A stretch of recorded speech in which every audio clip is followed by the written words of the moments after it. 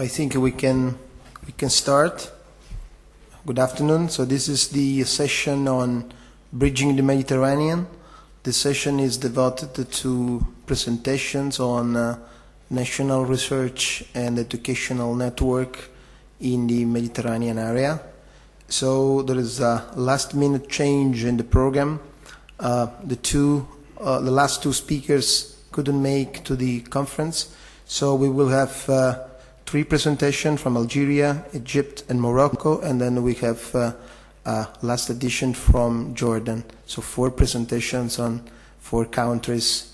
This session has been preceded actually by the UMed Grid meeting workshop that was held yesterday at the conference, and by the UMed Connect meeting that took place this morning.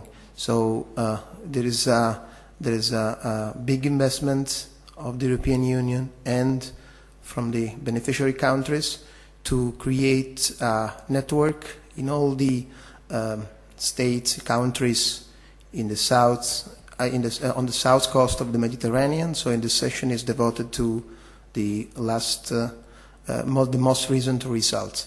So I'll invite the first speaker, which is Dr. Hawak El Muhab, who's the head of Networks Division and responsible for the research network in Algeria, and she will talk about the academic research network in Algeria. Thank you. Thank you, Chairman. Good afternoon. My name is Hawak El Muhab. I represent the academic research network in Algeria, and I thank the organizer to give us this opportunity to present our networks for all countries in the Mediterranean region. So for ARN in Algeria, the goals of the missions of this network is to offer to the scientific community first an infrastructure for communication, which is very important because we haven't this type of infrastructure dedicated to research and the academic community. And the second point is to build on this infrastructure technological solutions for achieving some of our plans which are related to e-services like electronic library, developing also distance learning, and finally also and recently introduce also grid technology. How ARN is organized? Initially, the decision was made by the CERIST. CERIST is a research center which has initiated the research network in Algeria since 1994. And under the approbation of our ministry, which we belong to, the ministry is in charge of universities and most of other scientific organizations. And since 2005, this decision is shared by members of a committee which is designed by the ministry. What about our sources funding? As I said before, CERIST was the initiator. So since 1994 until 2001, the network functioned with indirect funding. Each university was paying their cost. Since 2002, the ministry started paying for all the universities and other institutions which are belonging to the ministry. And since May 2004, CERIST beneficiated of funds from European Commission which concern his connection to Géant under the UMed Connect project. These funds cover 80% of the total cost, and 20% is national funds. We have put some criteria to be membership of ARN. So all organizations allowed to be part to ARN are universities, research centers, other high school and academic institutions which are funded by the ministry, and other scientific or governmental institutions or non-profit organizations also are allowed to be connected also to ARN, but they have to pay their cost. The staffing structure is based in 3 levels to achieve the functionality of the network. The first level concerns the design of the network, the management also of the network, and introduce new services like IPv6 and quality of service. Multicast has been introduced recently. And we have also research and development projects which concern all these topics related to networks. The second level concerns development of basic services from mail, web, DNS, and so on, and development also of informational services like portal, research engines, and also research and development projects which concern essentially the virtual library and e-learning solutions which are related to the goals we have fixed to achieve. Level 3 concerns operational NOC, which handle new connections and the technical daily problems happening. On this map we can see the architecture of the network. So we have 4 POPs on the network, and we have 2 international connections, one on Géant with 155 megabits and another with commercial internet. And we have some capacity which are used on these POPs, and which can handle all these connections, which are about 72 connections.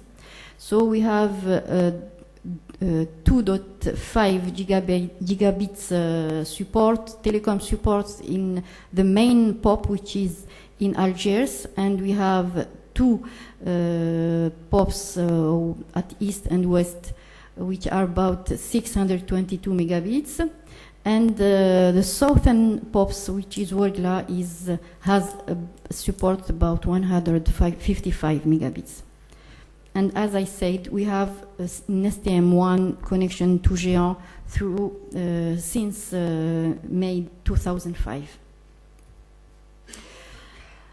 Starting with 2005, a big program was issued from our ministry to upgrade all the capacities of most of institutions.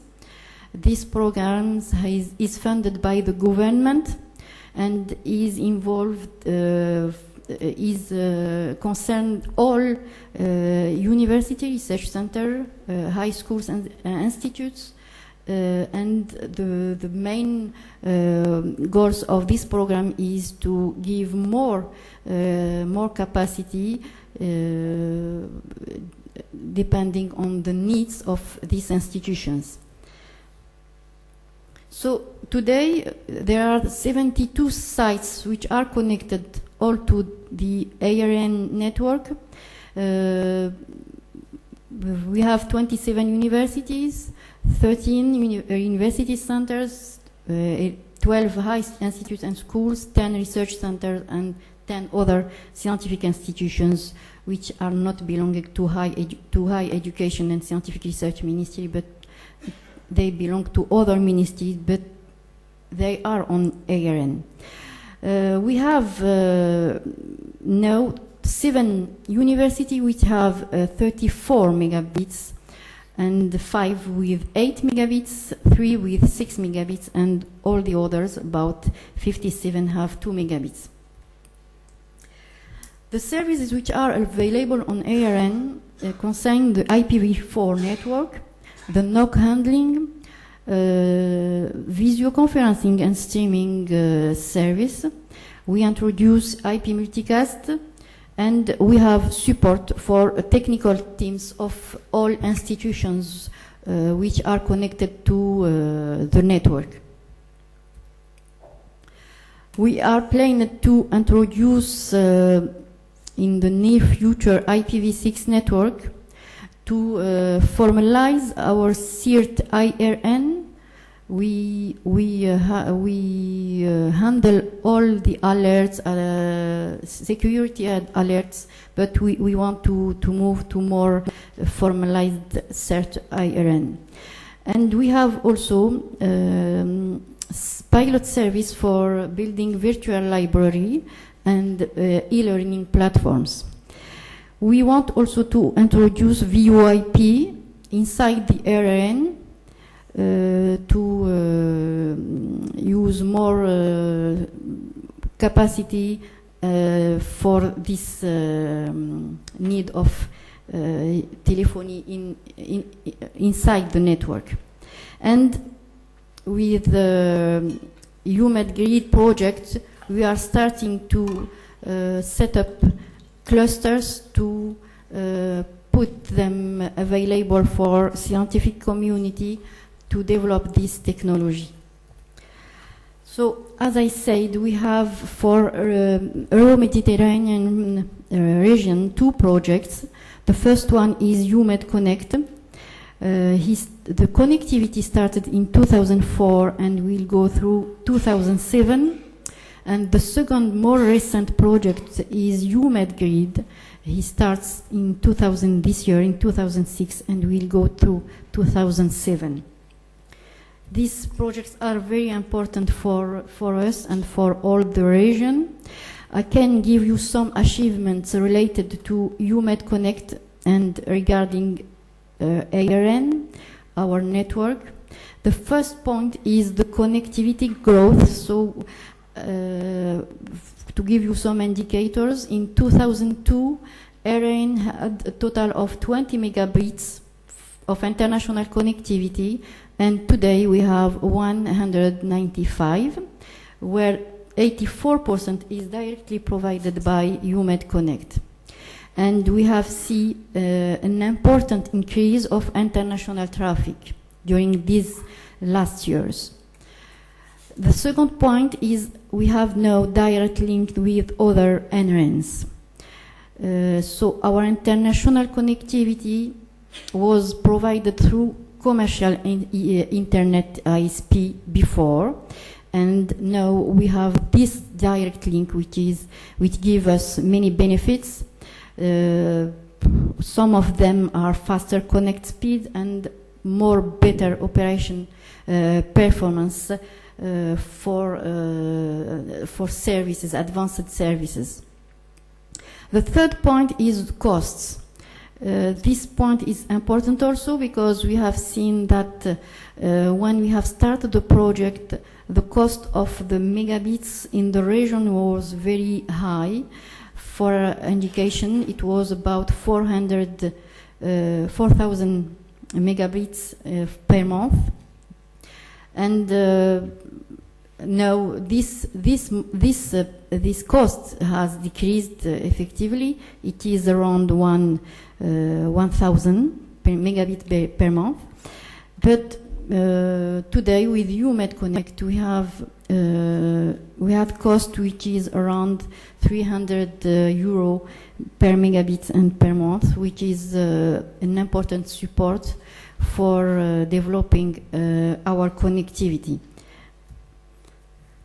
The fourth point is an important point also, which is training and participating to events related to NRNs.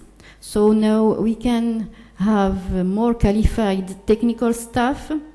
We can have also update knowledge about network technologies, and we can share experiences between our countries and with European and others NRNs. And this is very important for our knowledge and our qualified staff. The final point, the last and not the least, is that the achievement of UMed Connect is that it improved the national network in terms of building infrastructure and also in terms of introducing and deploying new services. And all these points is important for the development of our national research network, and this regional projects can give us more opportunity and can link together community, scientific community, and for our specific needs in networking technology, it is very important that this link can be maintained. So I thank you, and if you have some question, I am here to. So thank you very much for this nice overview of the Algerian network. The floor is now open for questions or comments.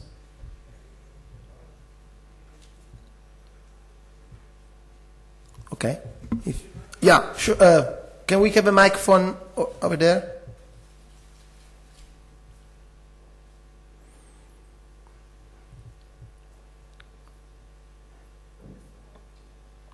It's coming. Down here. There. Yeah.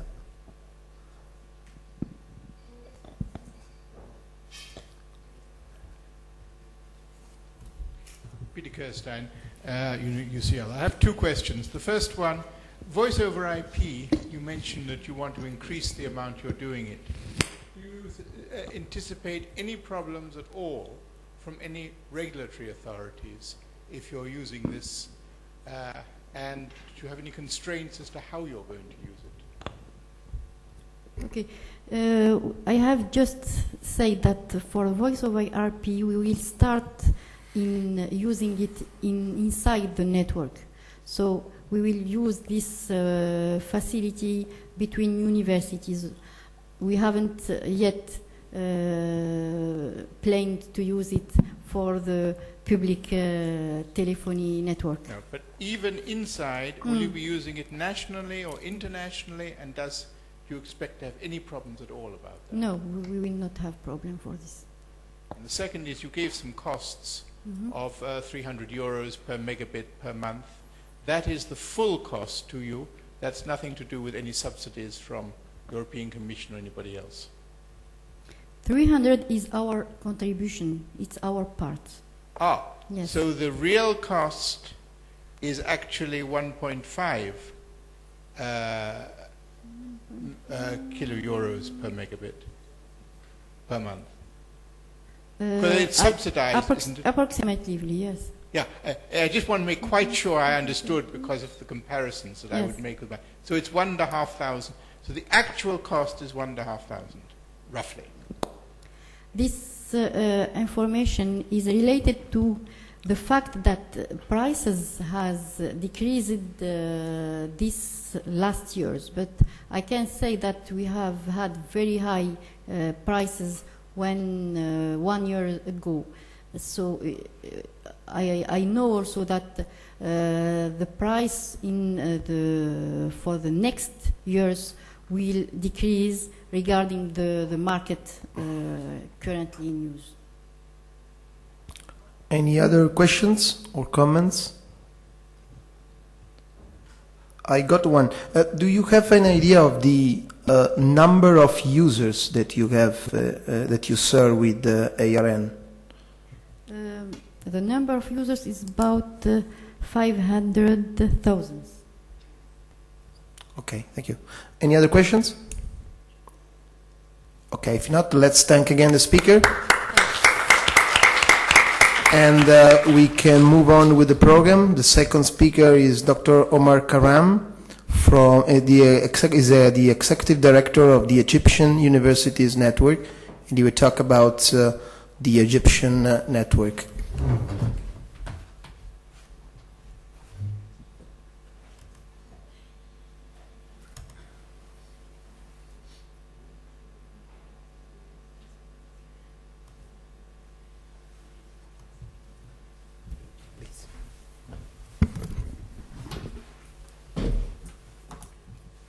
Good afternoon, ladies and gentlemen. It's a pleasure for me to meet with all of you and speak about the Egyptian Universities Network.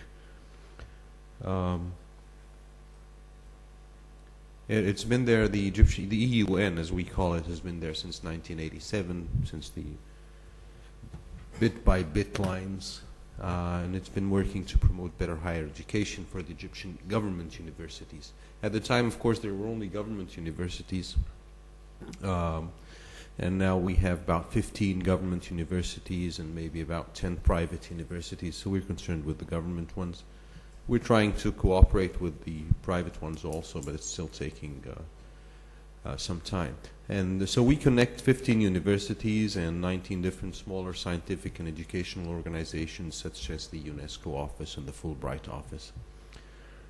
We are a unit of the Supreme Council of Universities. The Supreme Council of Universities is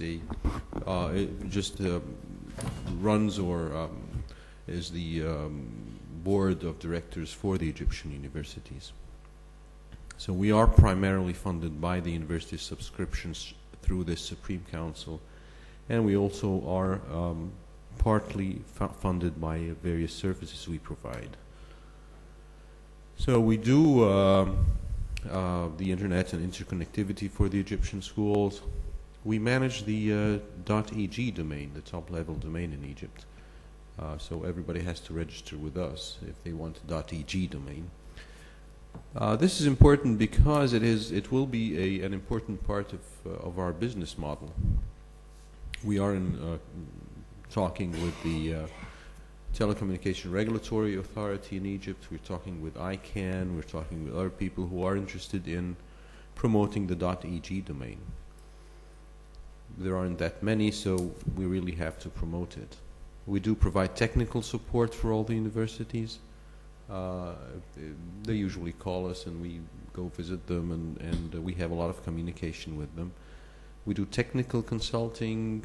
There are several new universities who have to plan their networks, and we do help them out with that. There were three universities established a couple of years ago, so we've helped them out. Suez Canal University, we've done studies for the tenders for them. We do provide email services for any of our academic staff, although they do have at their universities, but some of them do come to us. And we do host websites, the normal websites. We're currently involved with it in various capacities, whether they're our projects or with other people, so we're involved in several projects, starting with IT training. That's funded partly by the Supreme Council of Universities and the ICTP, which is the Information Communications Technology Project. It's funded, it's within the Ministry of Higher Education. It is funded by the World Bank. There's scientific databases and e-journals, e-learning, there's our data center, of course there's EUMed Grid and EUMed Connect. There's a small project with the e-government. And of course the infamous infrastructure upgrade, or famous infrastructure upgrade everywhere, going on everywhere. Now the IT training there's a central unit of ICT training. It prepares and supervises ICT courses and testing for faculty, assistants and staff at all universities, just to raise the level of education with respect to ICT at all the Egyptian universities. So there's one representative of the project in each university, and he's in charge of finding resources and training and administering the test procedures, but the tests are all centralized and the grading and all that. The scientific databases and e-journals, there is a consortium was formed and called the Egyptian Universities Library. The 15 Egyptian government universities have joined hands, joined forces. We've been talking with the publishers. Negotiations took a long time. We've managed to get suitable prices and subscription rates. So we're now subscribed to with Science Direct, with Ovid, talking with IEEE and all these people. The access, of course, is IP-based, so site-based, and anyone on campus can connected to our network can access these databases. And there's a consolidated, federated portal at Ovid, the publisher, so that they can do a federated search on with all the people we're subscribed to through their portal. So the Egyptian Universities Library, EUL, as in very similar to EUN, is a consortium for subscription to international scientific databases and online journals. And some other private schools have started joining this consortium, or parts of it, like the American University in Cairo. They have also joined the wagon with respect to specific databases. We've got, of course, a national e-learning center and the national e-learning project, and they promote e-learning awareness. They do workshops and raise the awareness and skills for the academic staff, and then they help them out for preparing their electronic online courses. It's very normal. You bring in your material and sit down with you and develop your electronic online course. Hopefully 10% of the by the end of this year, the projects here, 10% of the courses will have different elements, different degrees of e-learning within them.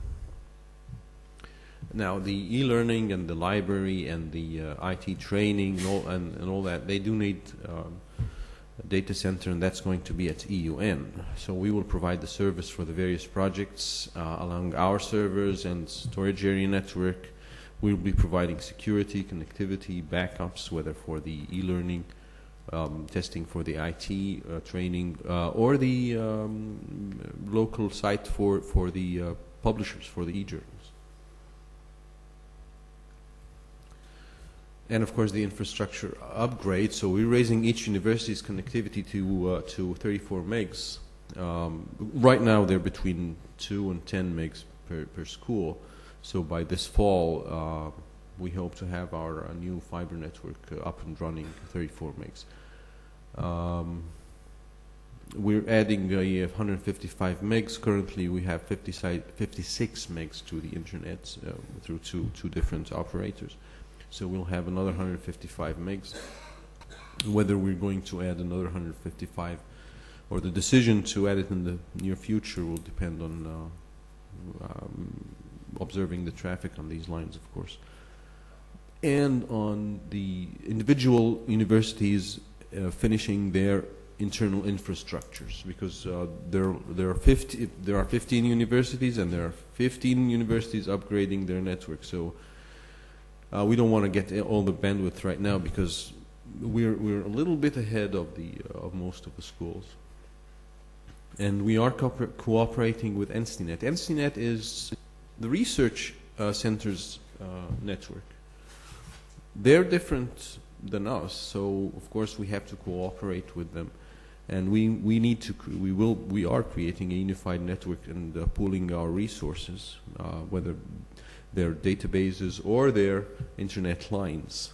So we have 15 universities, 14 are on your top left, and of course Cairo University, that's where the EUN premises location is also, it's on the bottom left. We have the research centers, of course we have gigabit interfaces, but right now we're going to operate on 34 bits. And there will be an STM1 line between EUN and NCNet, although they have to, well, they're going to upgrade their internet, and then we can cooperate with respect to our internet lines. this is the distribution of or coverage of the Egyptian universities network. Cairo is, well, it's right where EUN is. It should also say Cairo, but, well, we're a little bit full. So EUN, and we have 15 schools, and we cover almost all of Egypt. The red lines will be the 34 megs, and the thinner lines will be either mostly copper to the branches and campuses of the different universities. So, our connectivity right now it's 56 megs, and we have 34 megs to the EU Med Connect. By fall, we'll have the 56 in addition to 155 megs, and hopefully we'll decide about another 155 megs. Internet 2, there will be provided to 3 locations in Egypt. One of them is EUN, the other is ENSTINET, the research network, and the third is the Biblioteca Alexandrina in Alexandria. Each of us will get 34 megs, and then the line will go 155 to New York. EU Med Connect, we have 34 megs current. Hopefully we will still have 34 megs, and we haven't, the decision hasn't been made yet whether to upgrade or not to 155 megs. We're involved also with the EUMed grid, and our node, not our node actually, we're cooperating with the Electronics Research Institute in Cairo, and the first node for the grid will be located there.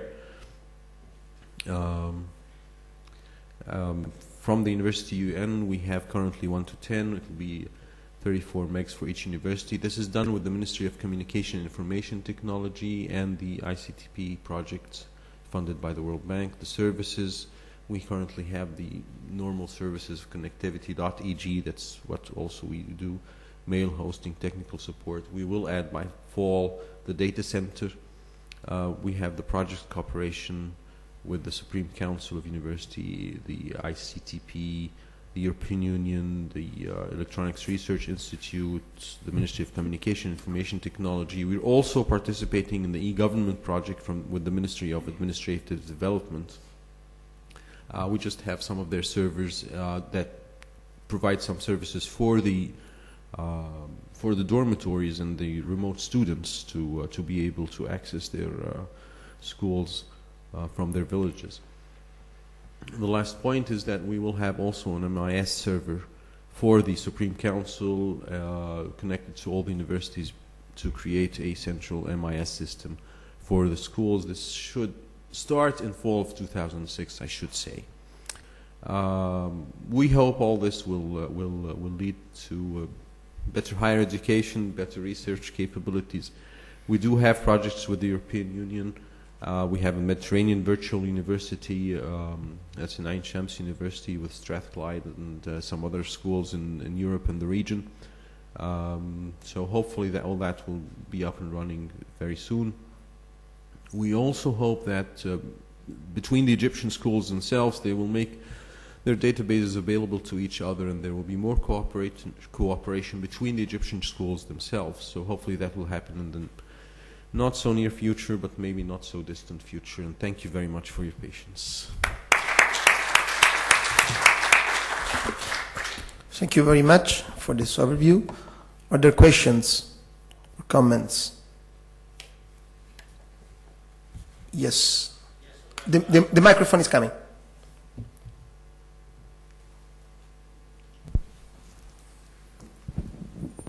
Yes, I would like to ask you whether you considered or have applied for a license as a provider or not. I mean, or if you have been pressed by the regulator to do so. No, we haven't been pressed by the regulator to do so at all. We do have several meetings with them over the year, but no, we don't. We don't. They did not ask us for that. This is the practice. I mean, that's what we do in Europe anyway. So. I understand that. Yeah. Because we will be getting our internet services through the allowed licensed companies, licensed operators. Any other questions? Well, I have one. Do you run on your network any data repository for archaeological data, for digital archives, for this kind of data? Because there is an increasing interest in the scientific community for grid computing for archaeological data. So maybe Egypt is one of the most important countries in this respect. Right now, no, we don't. There are several people working at the scientific computing departments, especially on surface restructuring, for example, for archaeological purposes and statues. And I just saw last week an example for the restructuring, the surface restructuring of the Sphinx. So we're talking to these people because they were very interested in their applications running on the grid. So hopefully, we've talked to the guys in Ain Shams University. We've talked to the guys at ERI. So hopefully, we'll have some of that running very soon. Yeah, if you have contacts, I would appreciate to know, because there are groups in Spain and Italy working on the same subject. Yeah, sure, no problem. Yeah, the Biblioteca Alexandrina. Yeah, and we've just, I called them before I came to, just to make sure that, because we're talking with them about joining our EUMED connection. Any other questions? Okay, if not, so let's thank the speaker again. And we can move on with the program. The third speaker is Dr. Redouane Merhouk from Morocco. He's head of the Marwan Network, the National Research Network, and he will talk about the last updates on this network.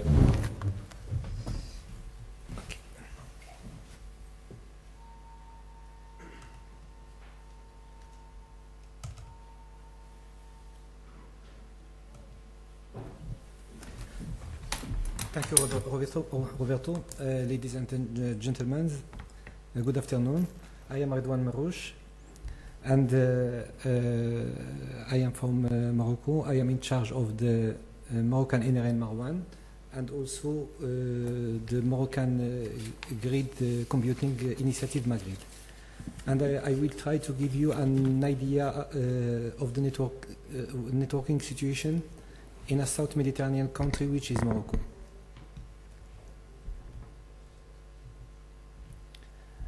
We started the NRN Marwan in 1998, and last year we launched the Marwan 2, the second version of this network.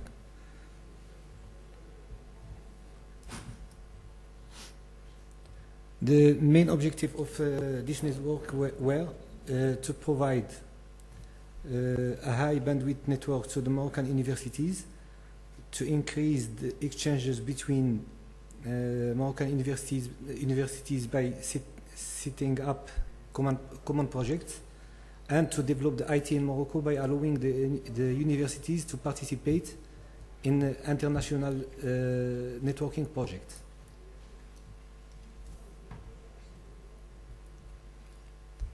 Marwan is a dedicated network to education, training and research. It offers an acceptable bandwidth access to the users who have the choice between 2 and 34 megabit per second links. Marwan is also connected to Giant, and the cost of the connections is lower than their equivalent internet access. Marwan is offering IPv6 services, and we hope to be able to offer multicast next year.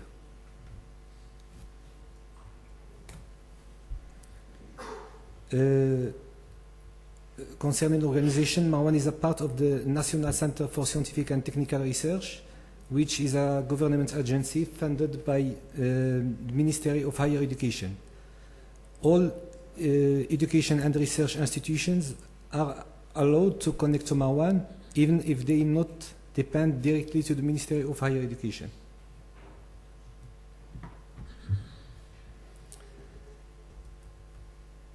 The backbone of Marwan is provided by the national operator Maroc Telecom, and is connected to Giant by a 34 megabit link via Catania.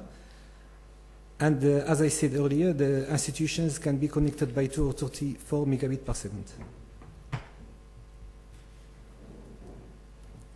To give you an idea on the geographical coverage of this network.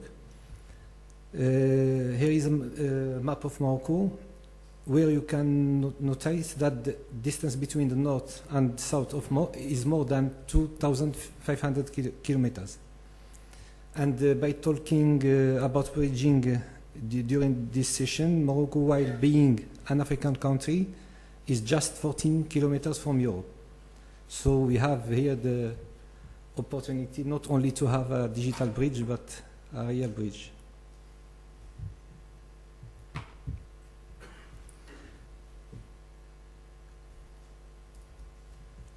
As we can see from this slide, Marwan is built over an VPN MPLS network provided by the national operator Maroc Telecom. Is not really a private network. Moreover, all routers on the backbone are controlled by the operator. And we have no access to them except those belonging to the institutions. This is a real obstacle standing against the development of advanced services on Marwan. We want to opt for another and better solution, but we don't have the necessary funds for it. In other side, this VPN MPLS backbone is given to us for free, while the clients have to pay directly to the operator, the link between them and the backbone.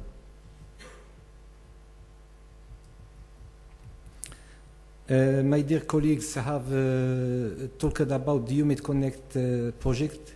Joining them, I would add that UMID Connect had an important impact on the development of the Marwan network and even on other South Mediterranean inherents.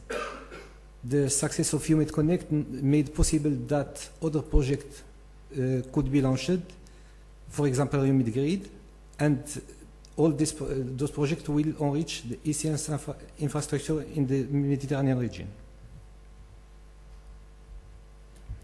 Concerning users, we have in Morocco 14 universities and about 300,000 students and 15,000 faculties and researchers. The majority of them being connected to Marwan. In terms of connection, we have 10 links of 34 megabit and 22 links of 2 megabit per second.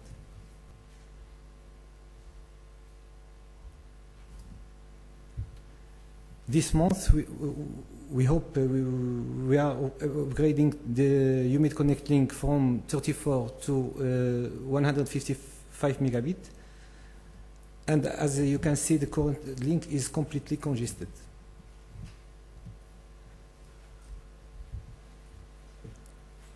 For the services, we started to offer this year IPv6, but only with tunnels, because we have no access to the backbone routers. For this reason too, we are not able to start the planned multicast services for the moment. We will also set up, we are planning to set up a certification authority for the Moroccan Grid initiative, Magrid. Marwan is supporting three major projects in Morocco. The first one is the Moroccan Institute of Scientific and Technical Information, which is a classic and digital library specialized in the scientific information, with more than 100,000 specialized books and subscription in 3,500 scientific reviews. The second project is the Moroccan Virtual University, which will be the 15th university in Morocco. And the last one is the National Grid Computing Initiative, Magrid. For Magrid, the first node in Rabat is now operational and has been added to the UMID grid infrastructure. We are planning to add 3 sites this year and reach 15 sites in 2 years. This is another example showing the importance of the Mediterranean project.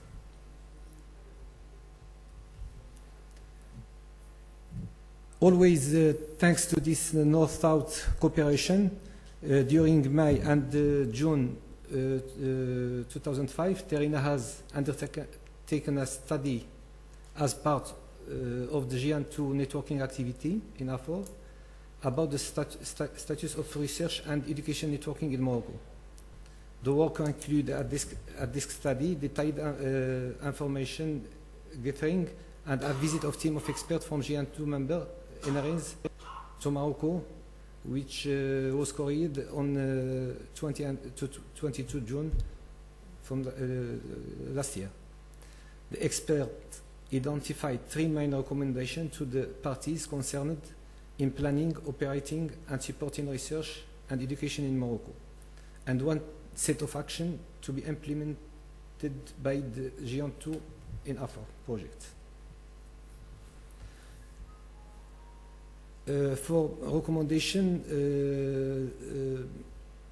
Marwan, the first one, Marwan must have control of the network, because the network infrastructure currently provided by the telecom operator to Marwan does not allow users to obtain the advanced services they require, and therefore is not sustainable.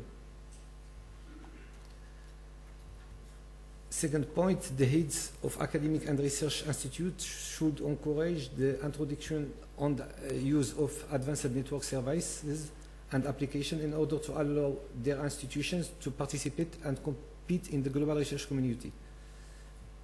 For this point, this year we start to introduce IPv6 and services and video conference and the university. And finally, Marwan needs to have stable funding and sufficient well-trained staff to meet the challenges of the foreseeable future. The group of experts also define a number of actions that can help to move on for Marwan. To conclude, I will say that Marwan had a favorable global impact with 3 points to be mentioned. The improvement of the universities' networks and increase of their access capacity, the development of new IT projects in Morocco, and finally the participation of Moroccan research and in international cooperation is contributed to facilitate. Also, the Euro-Mediterranean IT project, UMID Connect and UMID Grid, encouraged the improvement of NRNs in South Mediterranean region, the knowledge transfer, and the reducing of the digital divide.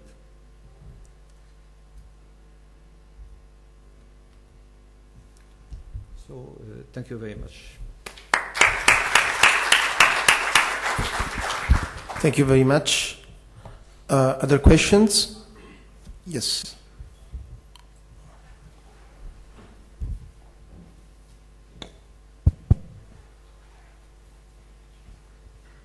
Hi, James Farnhill from JISC. A question, you're saying about setting up a certification authority. How are you thinking of doing that? Is it going to be hooking in with Tarina's initiative on that? We are trying to set up this certification authority with the help of the UMID Grid project.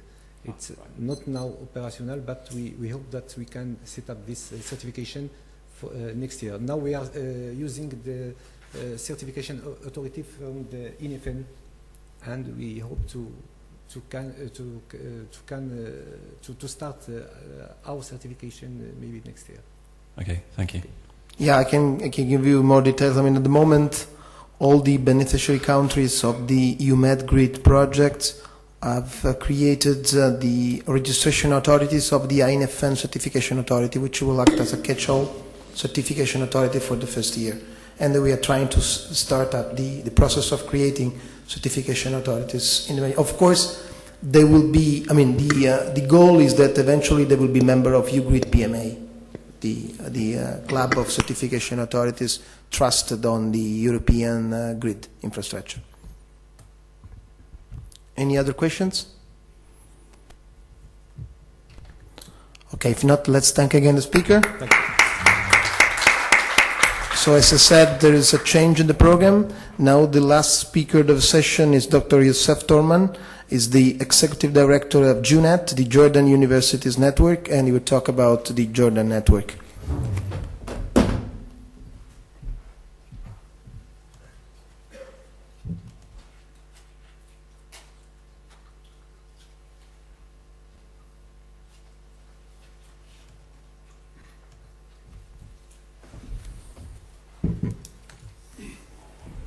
Thank you.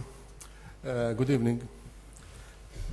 Please forgive me for the quality of the presentation and also the depth of the information in this presentation, because I've given maybe half an hour to prepare it. So, and again, I have no. Usually, I do my presentation in Arabic. This is the first time in English, so please forgive me for that. I am Yusuf Torman, the Executive Director of the Jordanian Universities Network, which we will describe all over this presentation.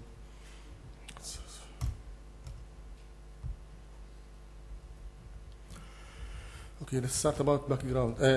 Two things I missed, I learned from the presentations of my colleagues. I missed two things in my presentation. That's the dates and the cost. So I will try to cover these when I come to when there is a need for that. Connecting Jordania's initiative is an initiative by the government that aims to coordinate and accelerate critical developments and reforms intended to make ICT an important facet. This is to help Jordanians community to step ahead in this arena. This is managed by the Ministry of ICT. One of the programs there to support to achieve the Connecting Jordania's initiative is to build a national broadband network. This national broadband network is also a program managed by the Ministry of ICT in Jordan to connect as much as possible education and learning centers in Jordan. Mainly the public universities and the Ministry of Higher Education. This network covers 12 sites. The public schools and 3,200 schools. Community colleges about 20 sites, and public access sites. These public access sites are to provide some kind of access center for the rural areas that are they have no access or no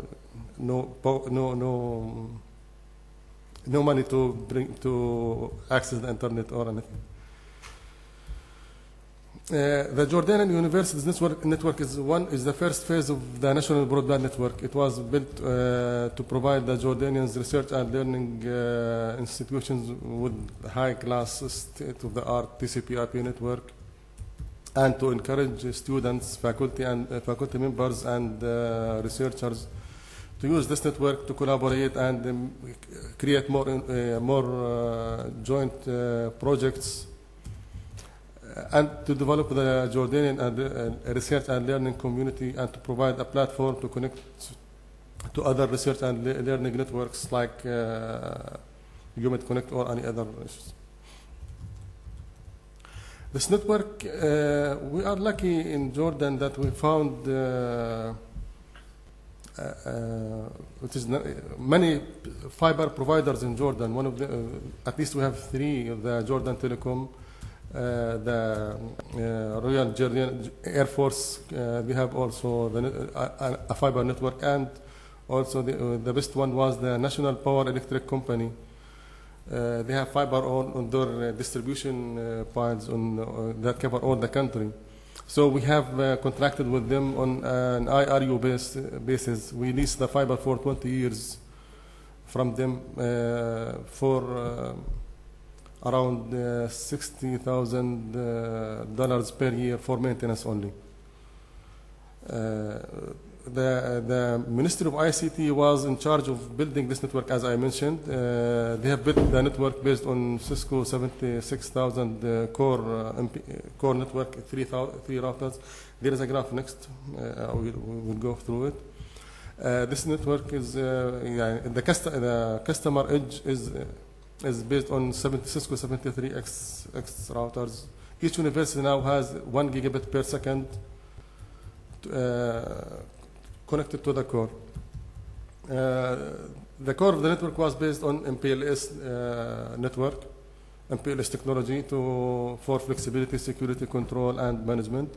Now we have 10 universities connected to this network currently. The cost of these equipment and routers was and the last mile of fiber was 1.5 million. It's $2 million. That was funded by the government. The government also funded the Human Connect project when it comes to fund and cost. About the dates, excuse me, the Connecting Jordanians initiative was introduced in 2002, and the Jordanian Universities Network was established and inaugurated in September 2004. So everything, we are new in everything. For managing this broadband network, for the universities, the schools network is managed by the Ministry of ICT. The idea was to bring up a company. This company is a non-profit and with limited liability, created by the public universities. They are the shareholders of this network. They chair the board of directors, and also they pay for subscription for this network for this company to survive. For JUNET, it's planned to be the main coordinator and facilitator for all efforts aimed for developing and maintaining any common services for the universities. Our vision is to contribute to the development of the higher education and research in Jordan by providing this sector with the quality network and application services. Currently, we provide the following services. Again, it is not all the services and not with depth. We provide them with the internet. We have one gateway which will be active on the 1st of June this year. One STM1 full capacity for internet access, and we have Human Connect with the E3 connection. We do network management. We do some specific training for specific purposes, like the training we get from Human Connect, we convey it to the universities.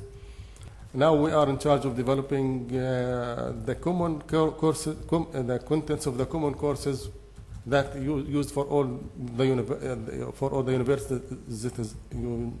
universities. For example, some mandatory courses that have to be taken by all students who are enrolled in the universities.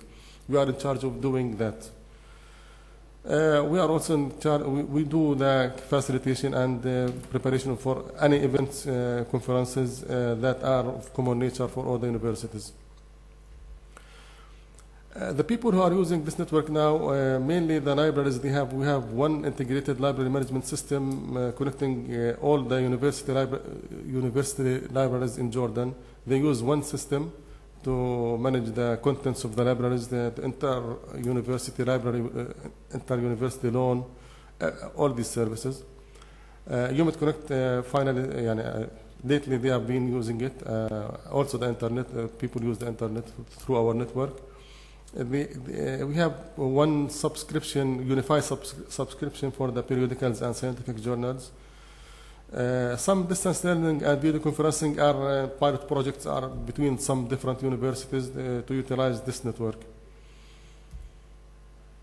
Our plans are not, since we are new, they are under approval, but mostly they are around the idea of common needs. For example, we are one part of what we are planning to have is one common portal, higher education portal for all universities and higher education.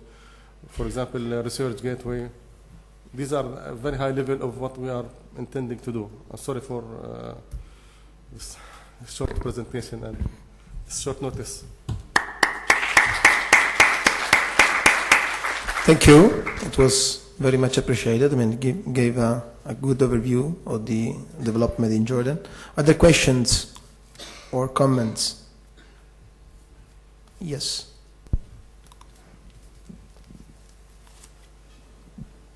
Hi there, James Farnell from JISC again.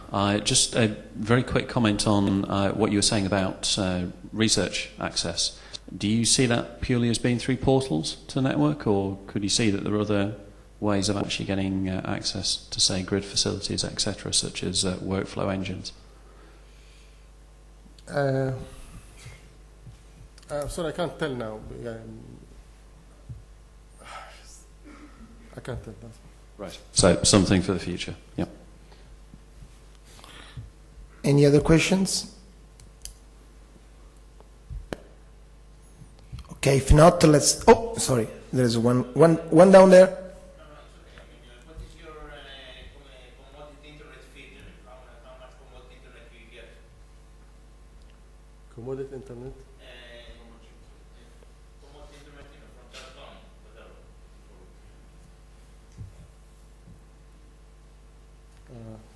Did you take the question? How do you mean as commodity internet? I mean, the number of users or? Well, there is research internet that you get, let's say, from UMed Connect. But also there is pure vanilla internet. So you said that you're providing also your users with internet services. I mean, yes. How much, where do you get the feed from and how much is it? That, I mean, not well, how much, but, you know, how fat the feed is, if you could. Currently, we are not in. Currently, the universities have their own subscription to the internet. We are planning to.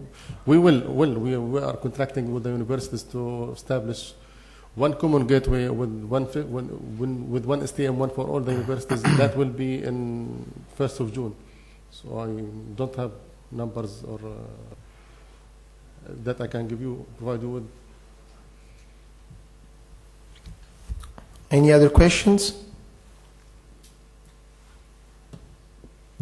Okay, if not, let's thank the last speaker and all the speakers of the session. So this was the last presentation, so the session is closed. Enjoy the rest of the afternoon and the welcome reception.